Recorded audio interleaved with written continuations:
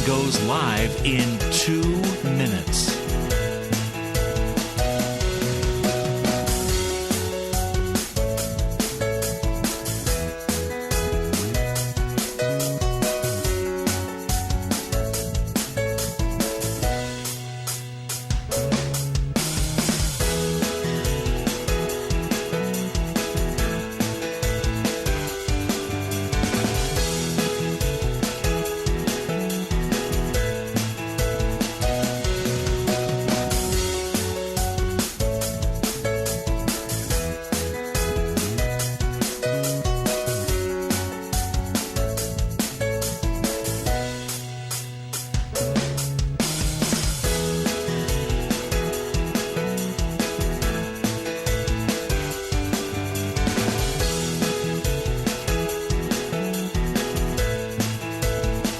Lynn Cullen live in 1 minute.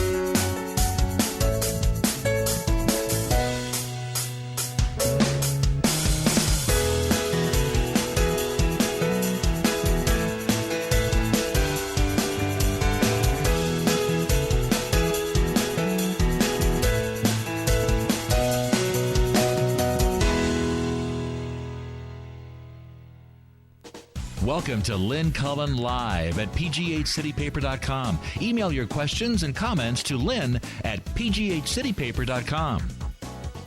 Oh boy, oh boy, oh boy. Hello, hello, hello. Guess what? I'm not going to talk about the debate last night. No, because I have a guest. And I thought last night before the debate began, you know, I don't really have to watch the damn debate because I got a guest tomorrow, so I don't have to talk about it. So I ended up watching it, and I have to say, it was a lot less boring than I thought it would be. And I'm thrilled at that. Tomorrow we can talk. We also have tomorrow, by the way, Joe Sestak joining us, running for the U.S. Senate, of course, and he will be on the phone for about 15 minutes or so, right? And meanwhile, I got my guest. I barely got here, so I'm still got my coat on. What? Jeez. What a. This is Margee Kerr. She's a professor at Pitt. Let me get all your bona fides here. She's a sociologist. But here's the weird thing. Okay, so she's a professor at Pitt. She's a sociologist. And then it says here, she is a nationally recognized expert on professional haunted houses. Yes, I know. Probably the first time that's been printed on a book jacket. Who knew? Who knew Yeah. it was an area? Yeah. I mean, really, are you one of the few plying that Well, subsection of sociology? Yeah, I don't know any other sociologists who work with haunted houses. There's a lot of professional haunters or industry professionals, but not that are sociologists. So here's my guess. You're smart. You figured out how to make a living doing something that you just simply love to do. Yes, yeah. I feel very, very lucky to do what I do, but I did definitely work really hard to try and figure out how to bring all of these different parts of my life together to actually support myself. And you did. And I did, I think that yeah. is so cool. Yeah. There's not a lot of people who figure that one out, but that's great. Yeah. So professional haunted houses. Well, there's so much to talk about here. I don't even know where to start. She also has a book out, which I've feathered with all my little, and it's called Scream. By the way, my son walked into my darkened bedroom one night. I was not in it. He went in to get something. And he, jumped. The book itself In the dark. Yes. In the dark. Yep. Scream, this title. It glows. Glows. Yeah. And so he just saw on my bed, he saw this thing that said, Scream. Yeah. I know. And he said, that is so cool. You gotta tell her that is so cool. I know. It's funny, when my publisher told me that the text would glow in the dark, I got so excited. I mean, I had written the book and all of this, but I was like, oh my gosh, it's going to glow in the dark. That's so neat. It is. It is cool. Yeah. Whoever thought of that? So somebody at the publishing house. Yeah. I don't even know who did who came up with that, but I do want to thank them for that. Okay. I'm just going to start firing things. This is going to be all over the place, but boy, interesting stuff. You write in the book at one point, a big part of my identity is the woman who loves to be scared. Yes. Yeah, I grew up, as a thrill seeker. I never really identified myself like that until I was a lot older. But, looking back, I did realize that I've always done things that are, somewhat reckless. Like jumping off your roof with an umbrella and things like that? I did jump off my roof. When I was a kid, we just lived in a rancher, so it was just one. Oh, all right, but still. But yeah, I was cleaning the gutters, and I thought, wow, I could probably jump down there and make it. And I did. But I grew up on farms and riding horses, and being out in the woods, and I loved that sense of adventure and that sense of exploration and not knowing what you were going to find, and it was just so exciting. And as I got older, there are fewer opportunities to do that and not look ridiculous. So that's how I really, started going to haunted houses and doing lots of thrill rides and amusement parks, and it just, I just love it. So you're an adrenaline junkie. Yeah, No. Well, I think that the sort of, what we think of when we think adrenaline junkie, yes, but. Okay, so what does the professor say to that? Yeah. Likely, and I haven't done any tests on my own sort of systems, but I probably do have a genetic profile that makes thrill seeking a lot of fun. So there is such a thing. Yes, yeah, and they've done a lot of studies looking at things like dopamine and endorphins, and studying the correlation to thrill seeking and sensation seeking, and they do find relationships there. And it's an interaction of genes and environment, and it's sort of feeds back on each other. But for me, yeah, I would love to have everything really studied to see what is happening at that level in my own brain, but I'm guessing that I do have a profile that is sort of I'm in guessing line with that that. too. Yeah. Is it possible to be an adrenaline junkie and a control freak at the same time? I would think not, but you tell me. For me, I talk about this in the book a little bit. I do have a lot of, issues with anxiety, and that often doesn't go, together. But it does make sense now that I've read a lot of the science behind it that, because I get so anxious, I enjoy these more kind of impulsive, thrilling moments, because it's allowing me to kind of set aside all the anxiety, set aside all of the sort of worry, at least for that time period that I'm, on the roller coaster, or, just riding, breakneck speed on a horse. Now, people say that, the world anyone who says the world can be, what is that? The world can be divided into two kinds of people, but it seems to me there are two kinds here. There are people who love roller coasters, and there are people who won't get on another. I mean, maybe they did one. Yeah. That's me. I did two, actually. Even a little baby one almost freaked me out. Yeah. So why? So that.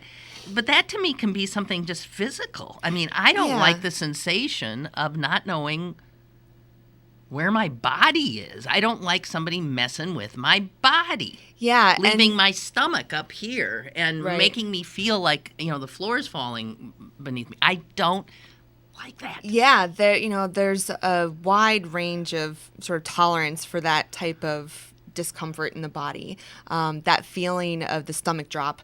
It feels like when you're taking off from a plane, and so some people with a lot of fear of flying will associate any feeling of that with flying, and then feel anxious. But yeah, some people just they don't like the physical sensations. What I've found in talking to a lot of people is that it's very experience specific. I was talking to a woman who says she hates scary things. She hates being scared. She doesn't like roller coasters or doing anything like that. But she loves skiing.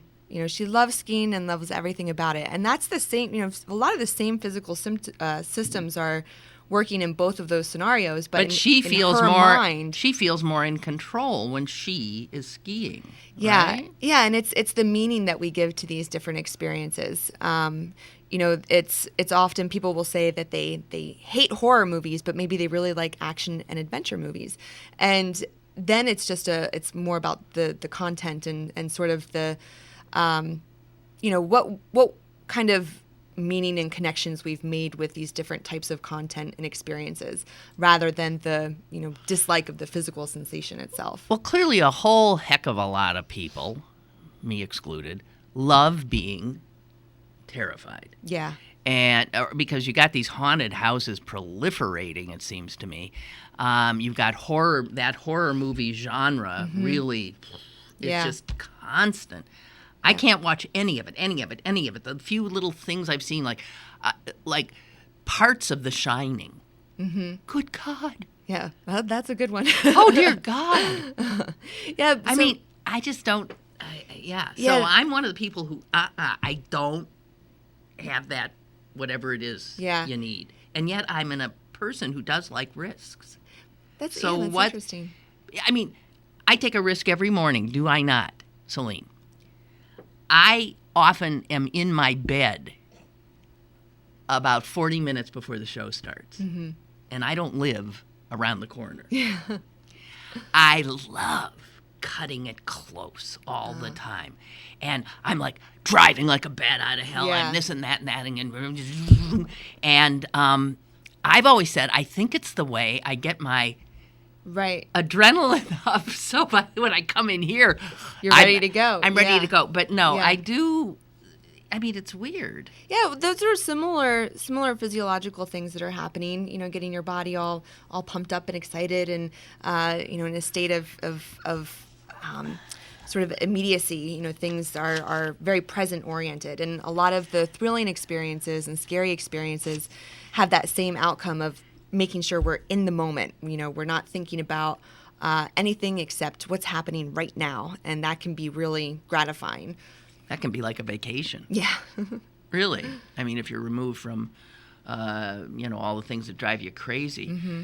I'm thinking, though, and maybe this is out of your wheelhouse, it just occurred to me, that in this country, sort of politically, we live in a time in which an awful lot of Americans seem to be terrified all the time. Mm-hmm. You got to have a gun to protect yourself. They're scared of, a terrorist cutting their throats. They want more protection. They're blah, blah, blah, blah. This is sort of this constant terror. Mm-hmm. And I'm wondering if that kind of fear the same as the kind that you play with your love of...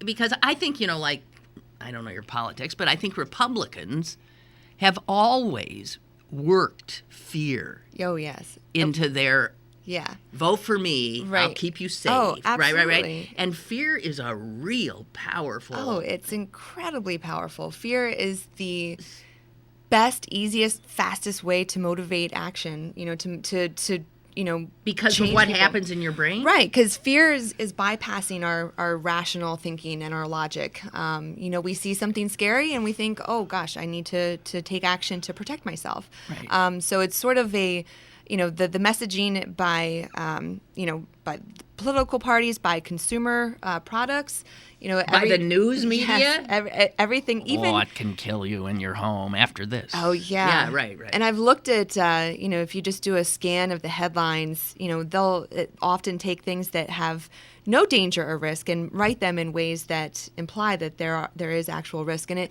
is a very effective way to sort of bypass our thinking brain and tap into our fear, and then that changes what we do, how we act, how we vote, and it can be really have a lot of negative outcomes because, in the end, we are afraid of many of the things that we don't need to be afraid of. Exactly right. And that's not a good thing. We should, be afraid of the things that will actually, hurt us or cause us harm.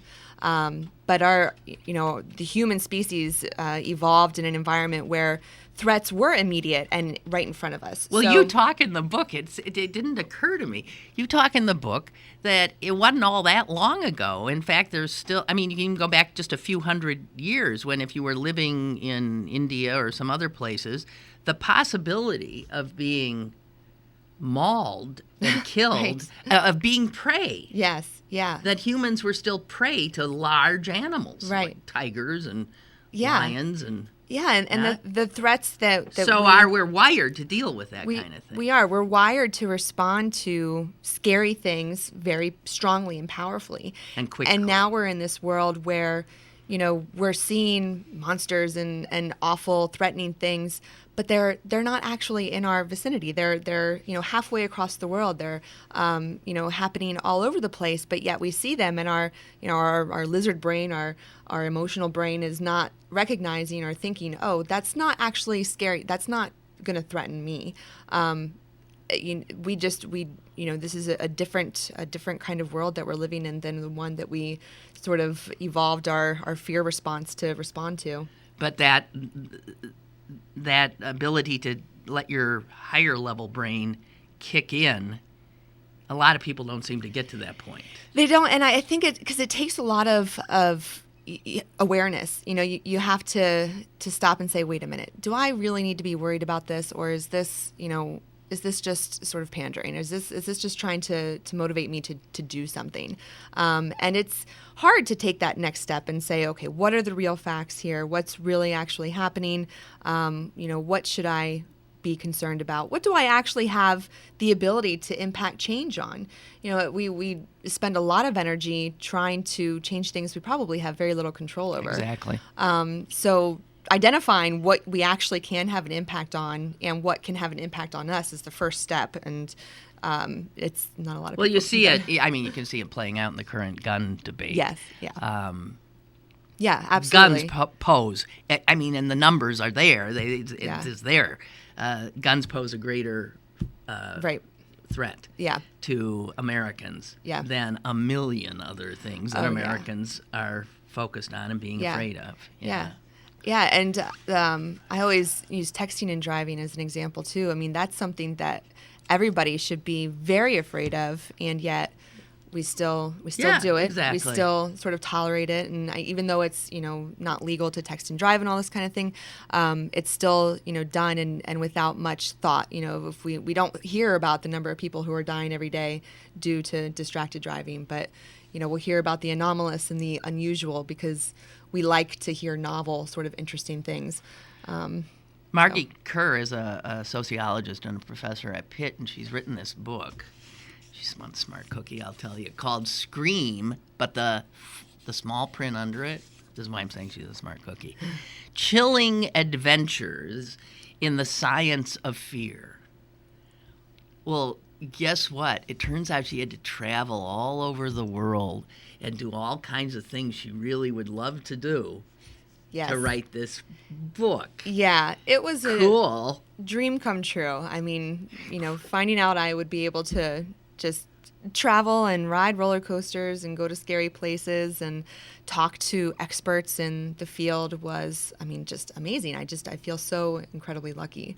It was wonderful. Okay, so she got to what did it take? A year of scaring yourself half to death? About a year and a half, 2 years. From start to finish. Yeah. So imagine. Excuse me, I'm on a sabbatical. I have to go ride roller coasters. Excuse me. Oh, God. Yeah. Sorry, I'm on a sabbatical. I have to, Yeah. Go to Bogota and then off to Tokyo, and then I'll be, Right. It Yeah. was That's why I'm weird. saying you're smart. Yeah. I mean, Standing in line for some of the roller coasters in Japan, and I did have that thought that I remember now so well, because it was so weird to think, wow, I'm kind of working right now. But, oh, yes, You know. I'm working. Can't you see? Okay, so Japan, of all the countries in the world, turns out, would you say Japan and the U.S. are the two big roller coaster places, or is it all over the place? It's all over the place. Now the amusement park industry is just, it's everywhere. There are, record-breaking rides across the world. And I think there's one in Finland, I want to say, in Saudi Arabia, and so people like being everywhere. scared everywhere. Yeah. The world ain't scary enough. You got to make these contraptions that scare you half to death. But I guess that makes sense, because in the contraption, it's a finite thing. Right. It will end. Yep. And whatever. I mean, I can see where it's very it's safe. a way of maybe dealing with fear. Yeah, it's, I think, a little bit of, and it'll change based on the individual, but with thrill rides, the novel sensations are really fun. They're physical, They're though, physical. right? Yeah, the physical sensations are, they're things that our body, have not been designed to tolerate. And now we have these machines that can take us at these speeds faster than we could ever run, flip us around in ways we, never would be able to do on our own. Right. And so that is so novel and so what's interesting. going? So if your body could talk to you while you're doing one of these things, wouldn't it say, "What the F are you doing? And will you please stop this?" Yes, that is I mean, what you're it's really saying. messing with your body. You are, and all the systems are on go trying to figure out what is going on, because this is not the normal sort of routine of standing or running upright. If you're flipping all around, then your body is going to be thinking something is definitely wrong. Well, the book, I mean, for those of you who are really more into science, I mean, the book goes into, Yes. I mean, you're a professor. The book goes into all of the stuff that's going on in the brain and how it, but so these sensations you're feeling physically, really all of the action is as usual up here in your head, right? In the brain? The meaning that we bring to the experience is all happening sort of as this conversation between our physical sensations, what we're feeling, and then what we're trying to make sense of. And our brain is sort of the sound alarm, sounds the alarm, and triggers the whole cascade of a variety of hormones and neurotransmitters, and to get our body sort of in a state of preparedness to address whatever threat it thinks is going to happen, and then afterwards or during, our thinking brain is going to try and determine, okay, are we really safe, or is this something that we need to continue to pay attention to, or can we start to sort of calm down? All of these things are happening, and sometimes completely out of our awareness. Why do people on this is because I will never do this. Why do people on roller coasters do this thing? Put their hands up in the air. Is it just I'm not holding on to the bar? What is that? It does sort of increase the feeling of loss of control. So you're. I must be such a control freak. And so people want to feel that they're out of control. It's hard, that being at the top of the apex of a roller coaster and saying, okay, put your arms up, put your arms up, put your arms up, and then finally doing it, and that sensation is just, it's terrifying, but you survive and you feel good, and you're like, oh my gosh, I did it, and that felt scary, but also incredibly satisfying. Wow. Yeah. I feel like I'm interviewing an alien. I know that I'm in wow. Okay, so let's talk about some of the absurd things you did. To me, okay. Crazy things. Although I'll tell you, I can see myself doing the edge walk. Have you guys ever, you've seen that, there's a new airline that's advertising a lot here Porter airline, and they've got a flight right into the heart of Toronto. I mean, you just fly. Isn't that where this thing is? Mm-hmm. Yep. Okay, so you are just an hour away from the Edge Walk. Yeah.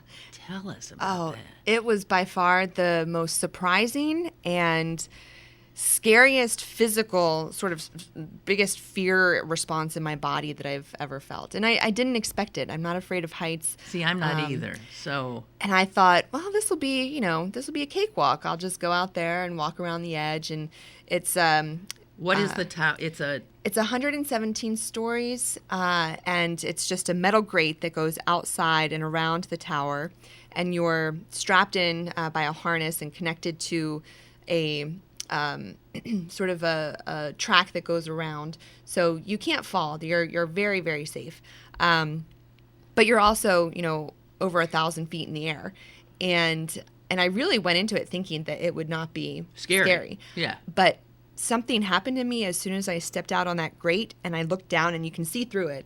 I think that's what really got me, is that you could see through it, and I thought, oh my gosh. And my brain, my thinking just stopped, and I just, kind of froze in place, and I was terrified. I really had such an overwhelming sense of, feeling like I was going to fall, that I couldn't move.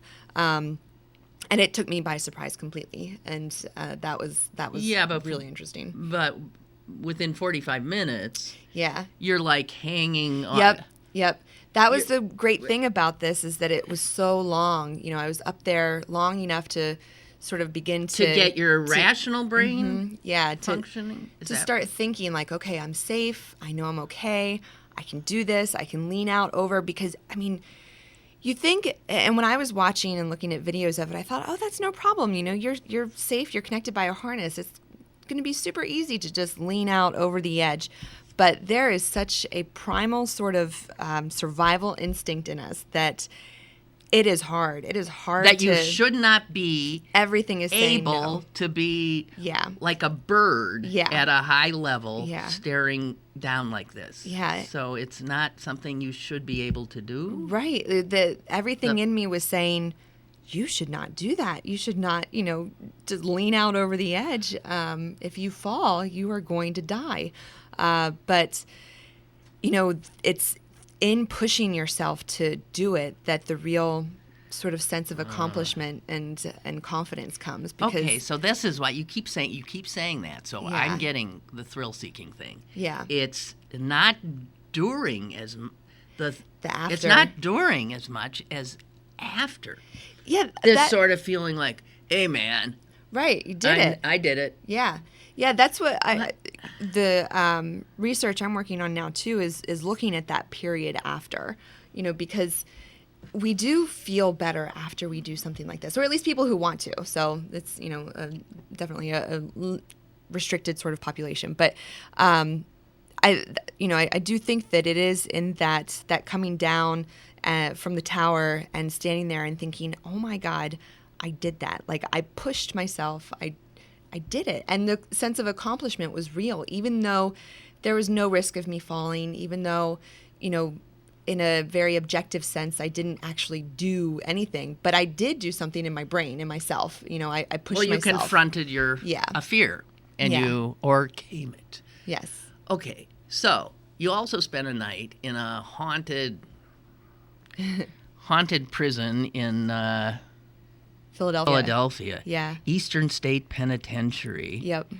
Which, and in this chapter, you really get into a lot of heavy-duty stuff. Yeah. Because you talk about solitary confinement. And Yes. you talk about how humans react to, enforced solitude and all this. So go ahead and talk about that a bit. I wanted to talk about fear, in more than just the physical sense. And part of that was trying to understand why we like to go to haunted places or toward any sort of institution or any place that has a scary history. And so I went to Eastern State, and this is sort of in that there's a whole research area around dark tourism, basically visiting places that have, scary or morbid or sort of dark histories. And so I wanted to figure out what we're getting from that. And I saw that we do get a lot from it, by going to these places that are, scary, that have these histories of tragedy. We're reminded of who we are. If we can say, well, and this is a place where really bad things happened and, people did bad things. I know that that's not me and that's not who I want to be. So, I'm better than that. And so it's a way of sort of reaffirming our own morality and our own identity. That's why people like watching soap operas. Yeah. Yeah, they can it's the compare. same kind of thing. Oh, man, are they screwed up? Yeah, we go to... Yeah, we tour a prison and we think, well, I would never, that's them. I'm not like that. But where did I? Oh, by the way, Melanie has written in and said, "Man, I just looked up the Edgewalk online. Oh my God!" Yeah, she says I would die. I wonder if I could do that. I bet I could. Yeah, it's great. It's worth it. It's I a lot of fun. I don't think I'm fearful of heights, but then you didn't either. Yeah. Where did I see in the book, and this was so funny to me, that you have done a lot of research with people who are like you, go to haunted houses, love all this stuff, and the things that they're afraid of, I mean the entities, did I see that clowns, seriously, came in, like, is that number one?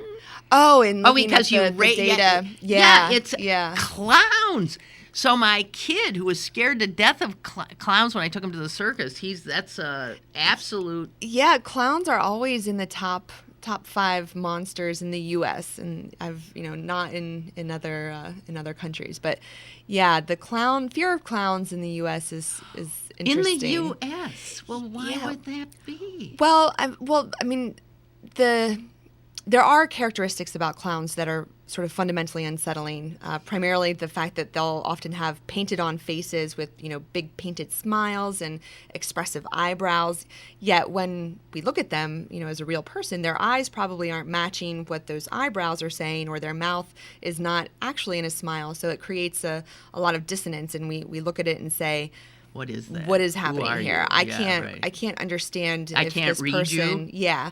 And so that makes us very uncomfortable. So it's very much kind of uncanny valley. I always think of clowns, the people who want to be clowns, as people who probably are really fun loving and stuff. But maybe some of them really like to scare people? Well, the history of clowns is pretty dark. A lot of the most famous clowns were not the best kind of characters, and the clown as the charlatan, as the trickster, as the jokester, is pretty much where the modern day clown came from. So they were always doing behaviors that were kind of social taboos or exaggerations of behaviors that were not, smiled upon in society. So they always had this kind of bit of an annoying kind of negative connotation, and then the cheerful, happy clown, is the ideal. But today, a lot of kids are, we're born into a world where the first experience with a clown is as a scary character,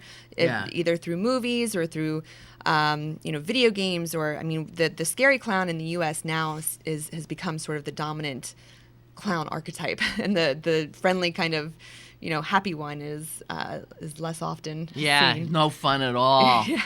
No fun at all. There's so much to get here. So what's the difference in American and Japanese haunted houses?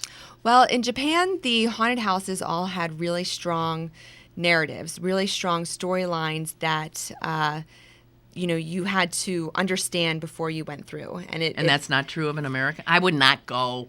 I've never been in one. I ain't going, so I don't.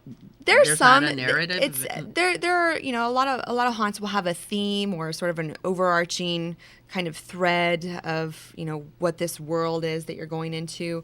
In Japan, the haunts that I went to, it was very specific. So I would have to read or watch a video in advance, sort of explaining the history behind why this place is scary. And in Japan, a lot of the sort of scary stories revolve around bad deaths or ghosts, spirits. And so, I would watch a video that detailed the bad death that happened there, if it's a murder or usually it was a murder that had happened. And now there are spirits and ghosts that are in the space trying to basically kill you. So it was very immersive. You got really caught up in the story, and it was very active. You had to do things in the haunted house to get out, and I thought that was very cool. There was a very interesting thing you got into about how Japanese people and Americans respond in a situation where they're terrified. They're in a group, and they're being terrified or terrorized. And it had to do with the difference in the cultures in which they grew up. In Americans in an individualistic culture, and the Japanese in a more collectivist culture. So explain how actually an American will react differently than a Japanese person to the same thing. Yeah, this was something I noticed. I've been watching people go through haunted houses in the States for years, and in Japan, and then in South America, in Bogota, I watched how people went through there. And, the threat response is something that's universal, but I noticed that when a lot of the groups were going through in Japan, when they would encounter a startle scare, they clung more closely together. They would come together. Come together in a circle, too. In the U.S., most people are going through sort of single file line, even when they don't have to. And there, groups were in a circle around each other, and a startle would happen, and then it would, people would come in closer and crouch to each other, and actually closer, and sort of sink to the ground even. And you see that sometimes in the States, but there it was more pronounced. Yeah, here people scream and tend to run forward, out, arms flailing, more sort of outward expression. So. Here in America, it's everyone for themselves. Yeah. That's what it is. And the Japanese, everybody gets together. Isn't that weird? And it was really cool in Bogota. The one haunt I went through there, I was with about 6 other strangers, and we did go in a single file line, but oh my gosh, we were one unit by the end. The person in front of me had backed all the way into me, and the person behind me had her arms wrapped all the way around my waist. We moved as a unit, falling down together, and there was no sort of, big bubble. A lot of Americans, they don't want to even go through with strangers. They want to go through by themselves in their own group. And there it was like, didn't matter. Anybody could go through, and by the end, you were, hugging and best friends. Well, you point out, I think it's even in the first chapter, that when you're having fun, you want it enhances pleasure or any experience to share it, to not be alone. Absolutely. When we experience fun, when we experience any emotion together, having someone else, or any emotion, having someone else there is going to make it better. Whether it's, helping to calm or helping to even sort of increase the excitement. The only time that's not true is if the person is an enemy or someone that you don't like. Right. Then Exactly then maybe not so good. But for the most part, having experiences with others just intensifies it. So you ended up on this journey of yours in, again, that prison in Philly with a bunch of ghost hunters. Yes. And, so there you're creeping through the dark in this place where people were tortured and died and horror and all this. And all of a sudden this one woman says, "Do you see him?" Yeah. "Oh, my God, do you see him?" Yeah. And you're... Nobody, of course, sees him. She sees him. And then she sees something. And I'm thinking, God, do you buy this? And then before the chapter is done... You say, although you didn't tell anybody, you seriously felt that a ghost moved through your body. Yeah. Okay, explain yourself. So, the paranormal investigation was really interesting because I am a huge skeptic, and I at the moment I felt like this must have been a ghost, and then later realized what was actually happening. Oh, okay. Yeah. Okay. So the rest of the story. Okay, but at the time, you really felt. Yeah. I was so caught up in the moment, and I had decided when I went on this investigation to really do my best to come in with an open mind, to come in with no judgment, and really experience it for what it was, and try to understand why others love these types of investigations. And so I just suspended all disbelief, and I just sort of leaned in and went with it, and tried to really see what it was all about. And what I saw is that, the paranormal investigation, these group of friends, they were having such a good time because it was exciting, and it was adventurous, and it was full of anticipation. And we know a lot of dopamine is released during times of anticipation, waiting for something to happen. And that's what I saw, that everybody was so excited to potentially see something and to feel something. And the brain is powerful. And, when we're in that heightened state of awareness, we're sensitized to our environment, we're ready to sort of... So you're pulled into this. Yeah. And then, so what would make you actually, well, I what think did you feel first? I felt like a tingling sort of down the spine, like frisson, or that feeling you get when you listen to a really emotional music. It's just that kind of all over tingly kind of feeling. And I really believe that was induced because there was a moment where we were all together, outside of this cell, with the microphones and listening, recording equipment, and the psychic was talking to the ghost that she saw, and everybody was just so in that moment. I think it was just such a intense moment, but not. I don't think that a ghost actually passed through me, but I think that it really did trigger an intense emotional reaction. Okay, well, now I'm going to admit to something. I have told this story before, but you now maybe have helped explain it to me. Because, I swear, I also had an experience like this. And as a reporter, I was sent... Aw, you do a quiet sneeze. That's so nice. Yeah. When I sneeze, the whole, I injure people who we can't even see. So I was sent to cover this tavern in Ambridge, which was, everybody agreed, haunted, where there was poltergeist activity. It was called Mad Anthony's. And I went there with a camera crew. I met up there with a psychic. I'm trying to think her name. Nancy Zetley, I believe her name was. And the cops had used her a few times to help them. I mean, like some of this, you start thinking, what? Yeah. And we were sitting at a table in this building that was part of the old economy. Who was the rap? What are they called? The harmonists who lived there, who did not believe in sex. That's why they're not around anymore. But they were extremely hardworking German sect. I mean, it's an incredible place it's still a lot of it preserved. But this was one of the homes. And she's talking to me animatedly about this. We had gone upstairs. She had absolutely said, yes, there are two ghosts here.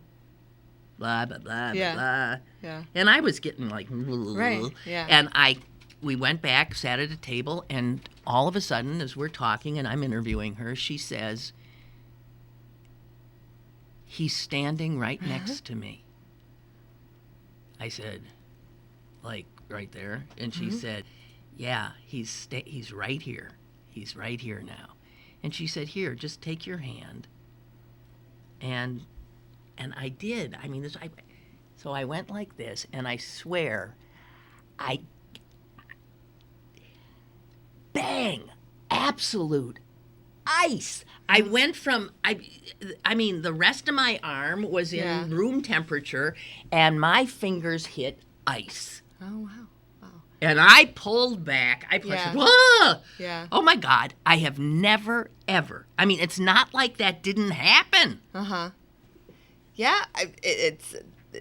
And Well, I know that when we are scared, our blood flow does change. So that's often why. So you're saying that I was caught up in the moment, but why? It could be, yeah. Or it could be for real. I do leave room for new discoveries and us, finding. I think there's a lot we don't know. So, I always stay open to the idea that one day they will be able to find, evidence of the paranormal. I hope they do. I think that would be really well, really I have exciting. to tell you, a few things have happened to me in the course of doing ghost stuff as a reporter that has made me open. Yeah. Less skeptical, open. And even from that day, there was a gift shop next door, and I bought this bizarre wood-carved nutcracker guy who, he went like this in his mouth. But it was a cork, so you could put it in a wine bottle. I thought he was a riot. He was hideous looking, but I thought it was funny.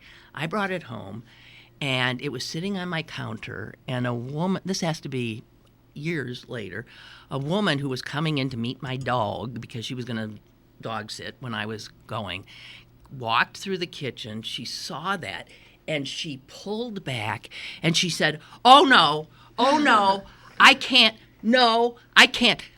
be, that can't be here. I can't be. And she literally freaked. Oh, wow. Yeah. And I thought, ugh, he came out of that haunted place. Yeah. Well, what do you think that was? Well, she was insane. She may be a very sensitive person to her environments. My God, people are weird. I think, people, our brains really are so powerful that, and some people are more perceptive than others and can pick up on things that maybe are sort of, raising a red flag for some reason or another. What's infrasound? Oh, infrasound is it's sound waves below 20 hertz, and we often can't hear it audibly. Like we can't, hear it like we would hear other sounds. It's like a dog whistle. Yeah, our body can pick up the vibrations. So we can pick up the vibrations through our skin. Even our eyes can register, the vibrations, and that's raising a red flag and telling our body, oh, something's weird. Something's weird here. Something's awry. This is what they believe also sort of warns animals before things like tsunamis or earthquakes. Those also cause a lot of infrasound. That's just the low kind of... Okay, so the animals might actually be they're picking tuned it up. into something odd before us because we can't hear it. But why did you bring that up in the book? Well, infrasound does produce this feeling of unease and this feeling that something is maybe with you or something is in the room. And old places, historic places, are notorious for it because of all of the old HVAC systems, things like that, that wind can blow through and produce infrasound and, make you feel like maybe something else is there. So you mean a place that everybody says is haunted it could be that when you go into it, even though you're not aware of it, yeah, you're getting scared because you're picking up this low sound. Yeah, yep. That's the theory. And there were some researchers who piped infrasound into a symphony in England and compared it to a group of people that didn't have infrasound, and those that did reported feelings of anxiety, of disease, or unease, feelings of just of fear. And they weren't sure why, but that was what why. It was. Mm-hmm. So that there was, that unbeknownst to them, there was something that was unsettling. Yeah. Okay, so speaking of fear, I happened to be listening to, I guess, NPR yesterday in my car, and they were interviewing Dick Van Dyke, who's 90 years old. Oh, wow. And in the course of the conversation, he talked about the guy he worked with so long, Carl Reiner, who's 93. And a very funny guy, too. And he said Carl Reiner was telling him that he still sees a shrink. And Van Dyke said, at 93? What? I mean, what is it you're still, working on, Carl? And Carl said, anxiety. Yeah. And he said, like, what are you anxious about? And Reiner said, dying. Mm-hmm. Yeah. Okay, so death and dying is a big, scary thing that we Americans avoid Yes. Yeah. dealing with at all. Yeah. More so than most cultures, Yeah. I suspect. Yeah. I think our fear of death is so it's often behind so many of our other fears, and it's changed. Our relationship with death has changed over time. Because our world has changed, and ironically, because it's gotten a lot safer.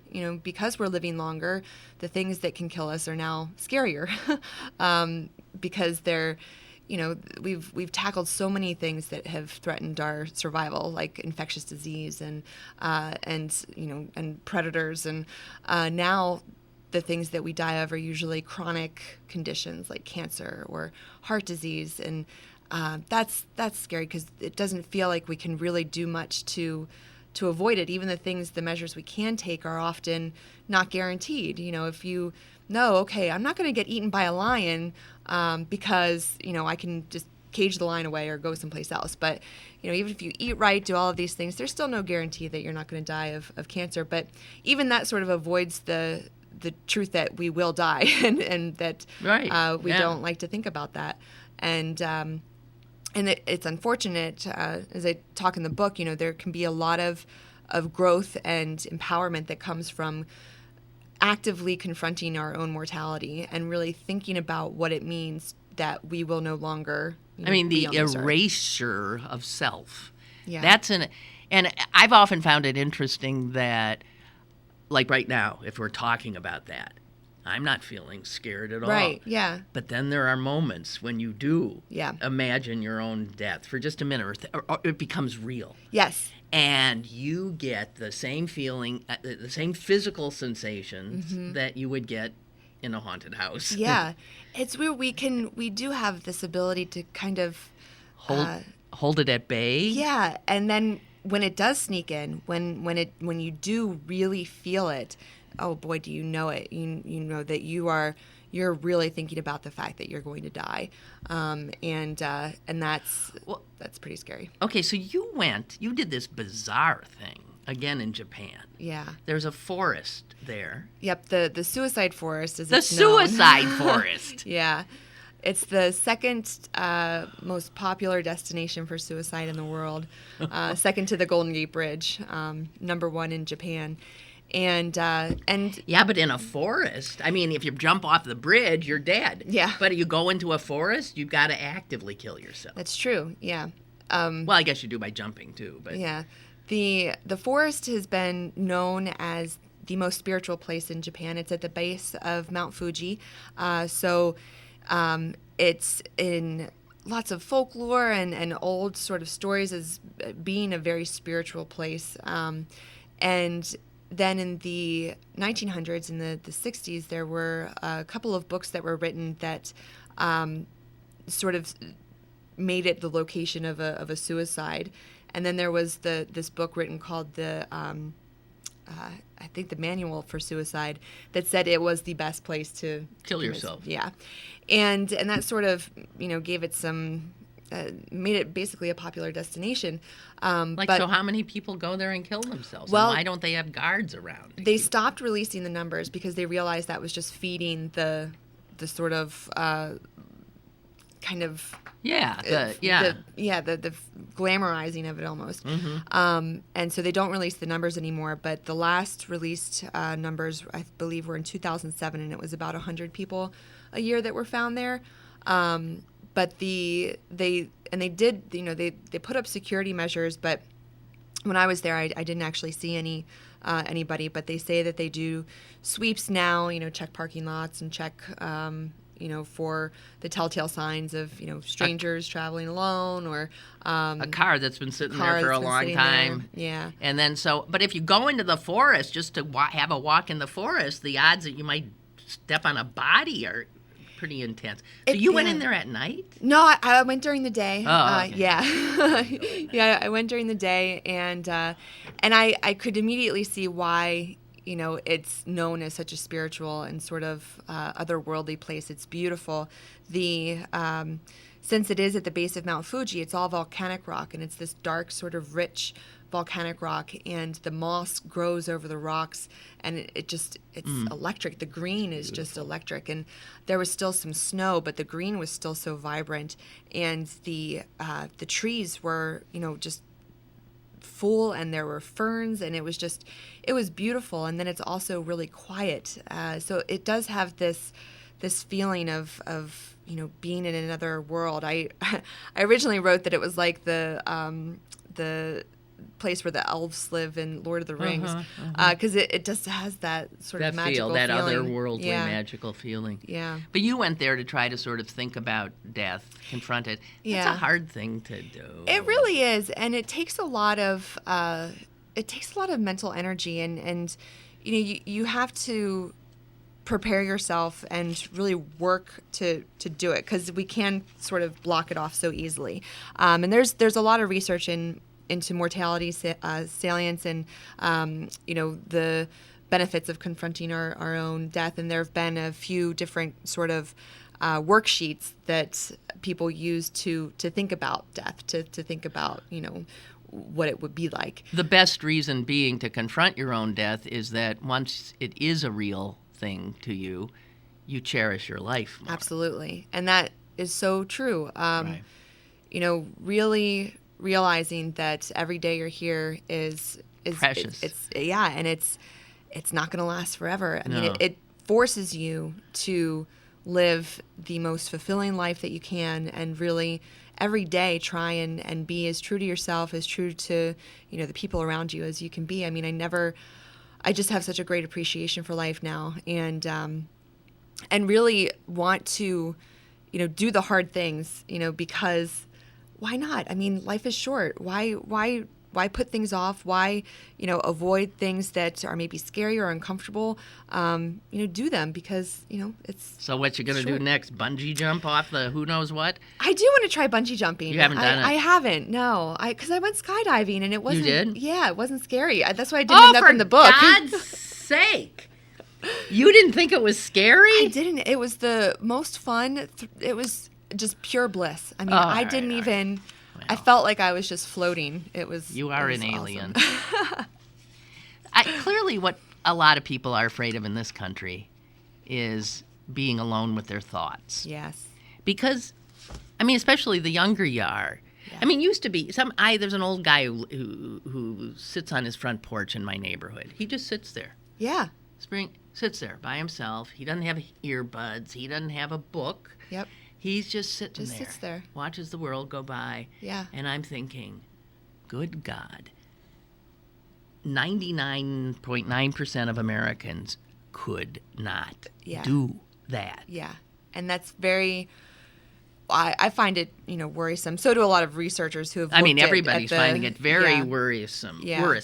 But it's one of the reasons that, solitary confinement is so cruel. Yeah. Is such a cruel punishment. But I can sit with my own thoughts. I love to. And I love to walk without things in my ears, so I'm hearing the real world. But I'm clearly a dinosaur. Yeah, and so what do you think that's going to do to us? Well, there have been some interesting articles written by neurologists looking at the impact of this constant stimulation, and that it's not allowing us time to process and to think more creatively, to sort of get beyond the surface. To be thoughtful. You can't. Yeah. That's right. We don't let ourselves think. Yeah. And we need that time of... Oh, God. That's why we're getting stupider, guys. When I was writing my dissertation, one of my professors said, 90% of the writing happens in your head. And, that remaining 10% is huge, but we absolutely need that time of undistracted, uninterrupted, just blank sort of time, which isn't blank. That's when we're thinking. We're thinking deeply and creatively. Right. And it's really hard for people. And, in certain contexts, that is in solitary confinement, that is involuntary, it becomes, traumatic and drives you insane, because yes, it does. You're thinking, oh God, I'm trapped and I can't do anything, and it's, isolation. But same situation, different context. So say a retreat where you're by yourself with different intentions can be incredibly fulfilling and a growth experience. But yeah, a lot of people are not stopping to just have that quiet time, or just even driving in the car without anything on. What do you mean without anything on? I challenge my students now to do tech-free Sundays, and see how long they can go without checking their phone, without checking their email.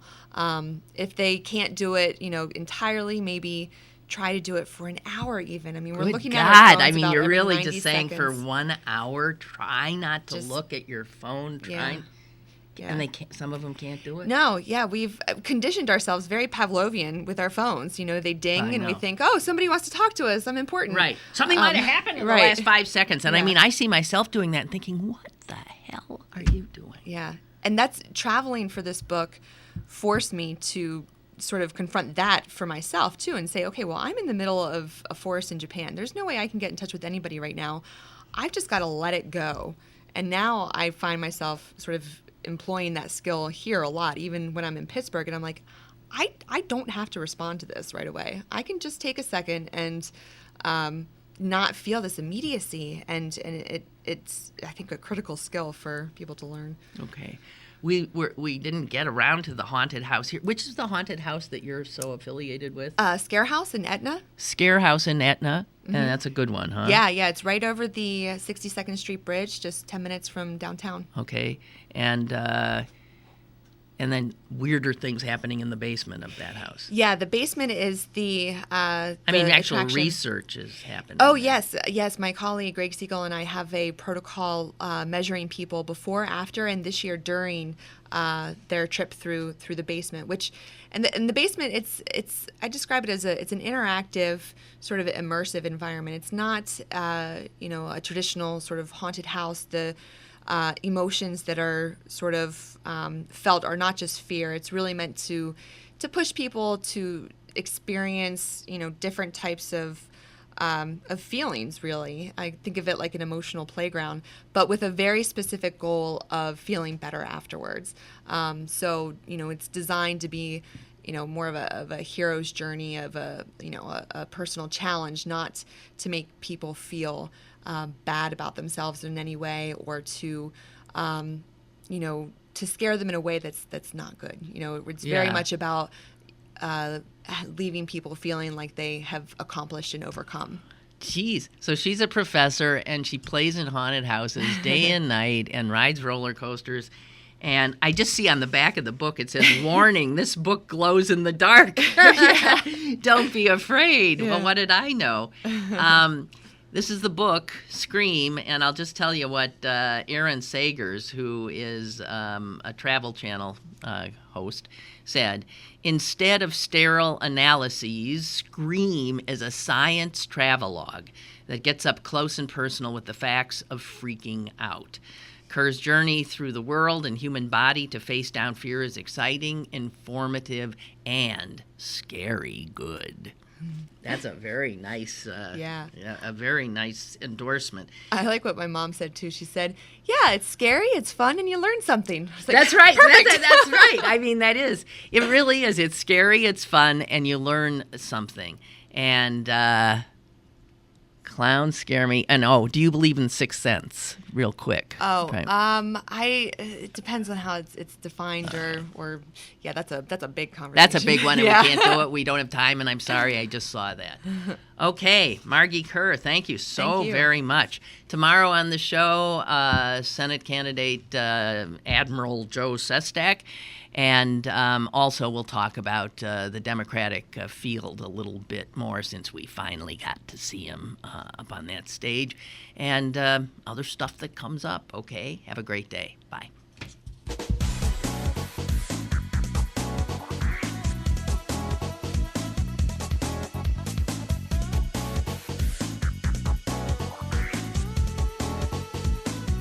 Lynn Cullen Live, Monday through Friday from 10 a.m. to 11 a.m. and archived at pghcitypaper.com. The opinions expressed on Lynn Cullen Live are those of the host and do not necessarily reflect the viewpoints of Pittsburgh City Paper, Steel City Media, and its advertisers.